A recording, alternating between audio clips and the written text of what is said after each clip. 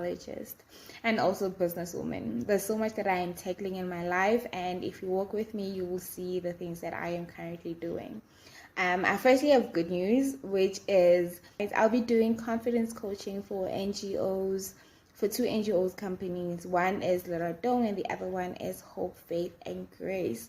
So I'll be working closely with them. I've always been working closely with Leradong because I minister there for women who are abused. I've been doing that for the past 2 to 3 years now, if I'm not mistaken, and I'm also a board member for Leradong. But the exciting part is that I get to do group coaching for the first time, which is really exciting, kind of nerve-wracking, but also very exciting.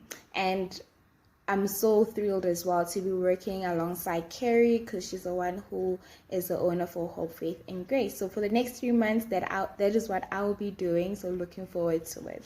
The second news that I have is that I had a year planner and a journal out, a confidence journal, out, but I had problems with my printers, and then eventually I was unable to launch my year planner because that was the first thing that I wanted to do.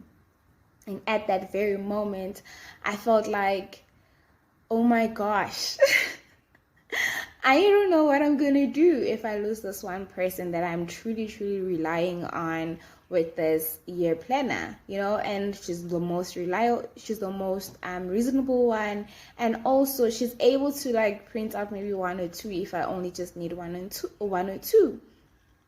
But then I started thinking as well that, we are so fixed in this January atmosphere where we want everything to be perfect, and we forget that we have the rest of 11 months ahead of us. I don't know why we put so much pressure on ourselves that we forget what's ahead, and there's so much more that is ahead. I feel like I was probably trying to get everything done in 1 month, which is supposed to happen on the rest of the year. But the worst case scenario on my end was that I was not going to be able to publish the book, of which is true. I was unable to publish it, but I am working on publishing the other one. And I think just putting the year planner on pause for now and see what we can do before year end. I'll have more to brainstorm and figure out how we can just print out a bunch and then start setting from there. So it felt like a train smash, but in reality, it was not as bad as I thought, But the most important thing that I want to bring forth is, at the moment, I felt at that time, I felt very sad and really sad about it. And it was just not that. There was just a whole other things which were just not working out in my life. And I was just like, come on, can this get any worse? And then one thing that came to me this time, I've always been a person who thought that it's okay to feel, right? It's okay to allow yourself to feel your emotions and weep if you have to cry, do anything that will help you, and then but don't stay in sadness. Come back, always come back. And I think the problem with that is that we don't always come back. Well, I'm strong enough to know that I can come back after a cry or 2, right? I tell myself that it's okay. But not everybody knows that it's okay. So it's kind of misleading to tell people, cry, feel, let all your emotion go out, and then come back. Because we're not the same. People are not the same, and people react differently. And sometimes when a person sits in sadness, they go through depression. And unlike me, I was able to come out. But at that very moment, for me to think that, it's because I realized that if it was not for the fact that I have people to encourage me, my mom encouraged me one night and she told me that you need to get up and you need to start fighting, right? You already know, you've been through all of this before. It's not like it's your first time. But now you can't keep on sobbing the same way that you sobbed before. You can't keep on crying the same way. It has to be different, right? So that means now if you know that you're going to fail doing something, you need to have a plan on how you're going to get up, You can't just keep on allowing yourself to cry for days and days and days and days and days as if it's going to solve any of your problems, because it doesn't solve anything. In fact, it makes you feel even far worse than you initially did. Right? So that's what came to me, and I just want to bring it as an awareness to people that what I used to say is wrong. Well, if I ever told you that, I'm sorry, it's wrong, you know? And I think it's okay. It's okay. I'm not saying that your feelings are not valid. They very much are valid. Like, it's okay for you to feel sad, but don't sit in sadness. Like, don't sit there. It's not a place for you to sit there. And I think I was saying this because I knew how I am and what I'm capable of. So if you know yourself and if you know how prone you are to depression, don't sit there. Don't sit in that place. And if you don't have people to always uplift you like I do, I think if I didn't have those people, I probably wouldn't be able to come back. But I bounce back because I always have somebody to remind me of how capable I am. But I think as well, I shouldn't keep on relying on other people to remind me of how capable I am.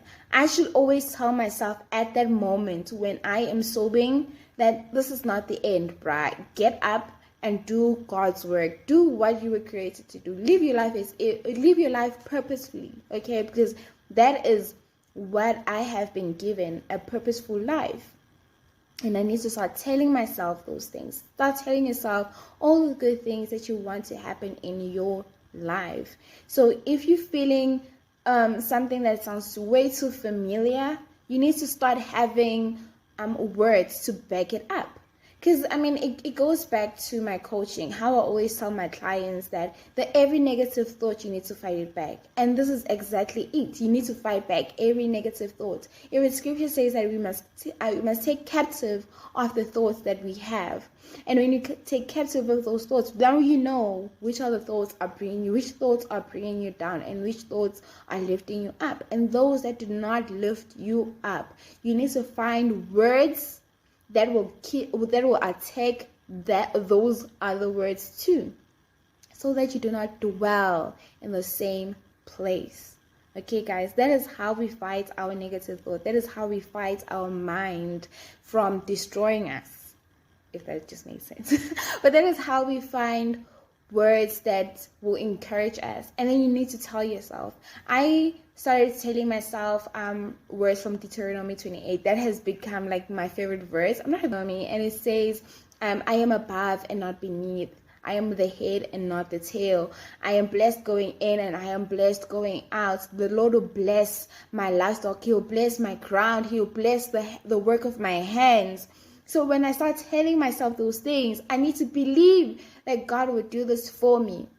And then when I feel like I'm down, I am above. I'm not down. I need to start telling myself that I am above. I'm not down. And then I started crying as well about other things that were happening in my life that I can't see. And then I was like, I know God said he was going to do this for me. So I believe from the depths of my heart that he is going to fulfill my heart desires, because that is written on Psalm 20. And David said that the Lord will fulfill the desires of your heart.